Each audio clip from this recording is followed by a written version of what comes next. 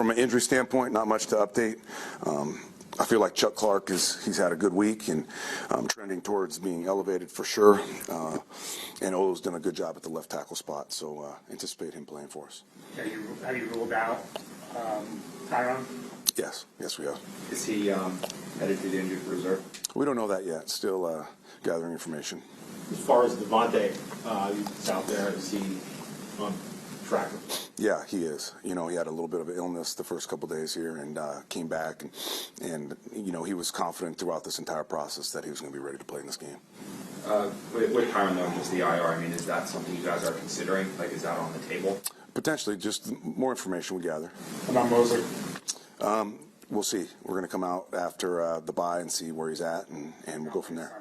No, he's not playing Sunday. He's ruled out. Yep. What are your impressions of the Gus Bradley defense, and what's your relationship with them having been with him in Seattle? Right. Great fundamentals, not a lot of scheme, and that's intentional because they want to do what they do at the highest level. They play with great effort and technique, and they're very consistent in all that they do, and they know exactly how they're going to get attacked, and there's a level of anticipation that gives you, so it's going to be a great challenge for our offense. Jeff, Anthony Richardson is on pace for a historically inaccurate passing season.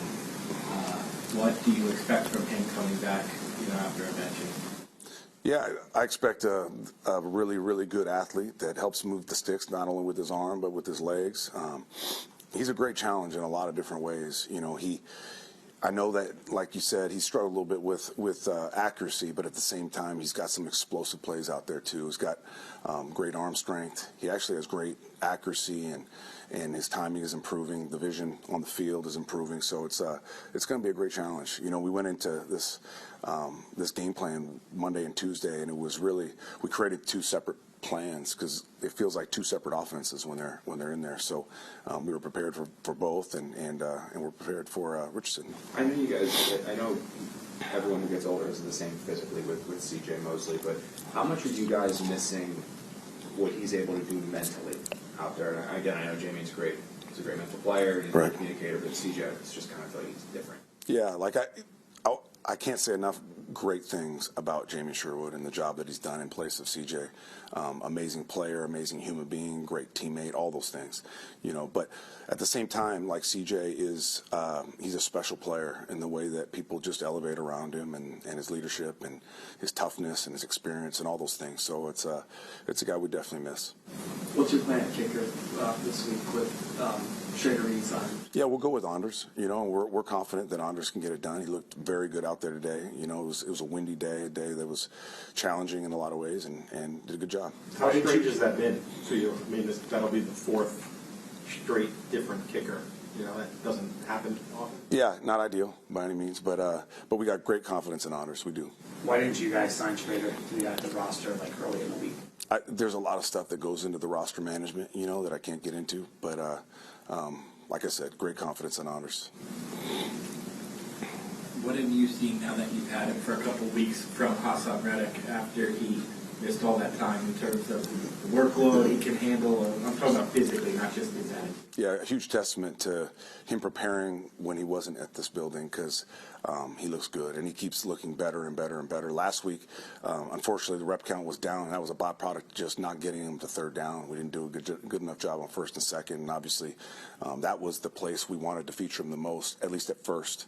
But now that he's had more time on task with us, he's a guy that's going to play more and more on all downs. So I'm excited to get him more involved. We asked Aaron when we talked to him earlier in the week if he wanted to keep playing. He said, I think so, yeah. You guys want him back as well? Is that feeling mutual with wanting him back here next year as the team starter? Absolutely, I would. He's a guy that he's just so talented, and he's proven over all the years just to be one of the generational players in this league. And I would love for him to get an opportunity, to play healthy football and see what that looks like for an entire season. A few years back, Jonathan Taylor ran pretty well against yep. you guys. What are you seeing from him? How big of a challenge is that? He feels like a guy that's a little bit of a renaissance up to the guy that he was the first couple of years in the league. He looks fast. He looks explosive. He doesn't go down with arm tackles. You got to get numerous hats on him to get him down. So it's a great challenge. They got great scheme too, as far as ways to create space for him and get out in the open. So he is going to be a huge part of what they do on offense, and we got to be ready for that. How much do they change schematically with Richardson as opposed to Flacco? I would say the passing game is very similar. You know, what they do from a passing game perspective is similar. And then a few of the runs they do from under center are similar. So, you know, it's a similar run game in that way. It's when it gets into the quarterback run world, that's obviously something that doesn't, you know, suit Flacco's skill set. So that's the stuff you got to get ready for, especially in critical moments, got to have it moments, red zone, strike zone, all those things when those type of runs get ramped up. So we got to be ready for it. And it's you know, it's a great challenge because, as we all know, when the quarterback is running the ball, that's wildcat, you know, and the numbers are not on your side. You have to change the math. You got to get off blocks, and we got to win. Just with all the talk about the tackling in general, the struggles in the defense last week, what do you expect to see from them, and what is their mindset heading into this week? Better tackling. They took the challenge this week that was one thing of all things. If something's going to get improved, it's that. You know, we shone the light on it in the meeting rooms, practice, individual. As much as you can shine a light on something, we did that with tackling. So I anticipate a much better tackling game. Aaron was very complimentary of you the other day, saying that you're a leader of men, the wins and losses don't tell the whole story, and that he'd love to play for you until the end, whenever that might be.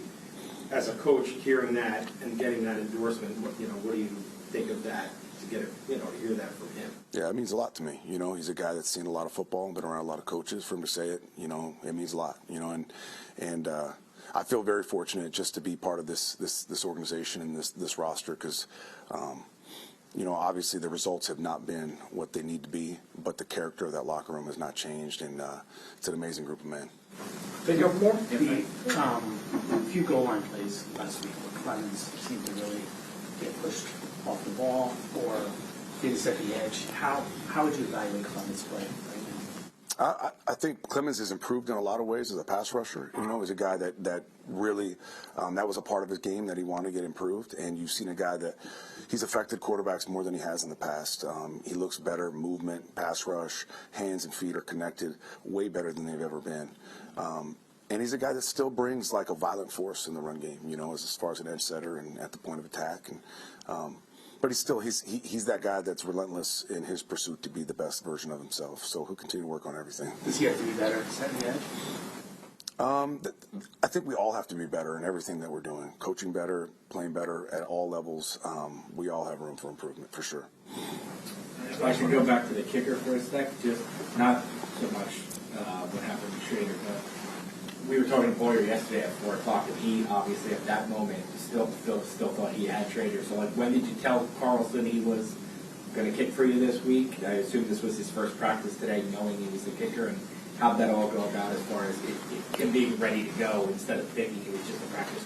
Right. It was sometime after that press conference. It was not much longer that we found out. So I'd imagine around 5 or 6, you know, but totally up for the challenge, excited for the challenge. So excited for him to get that out.